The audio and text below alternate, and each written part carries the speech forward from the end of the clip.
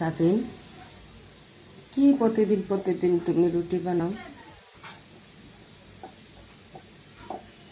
আব্বু, তোমার রব কে?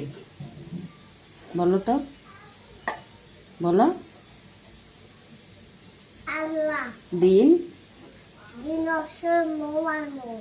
না, দিন ইসলাম। দিন ইসলাম। তোমার নবীর নাম? আমার নবীর নাম বলো, বলো, বলো। তো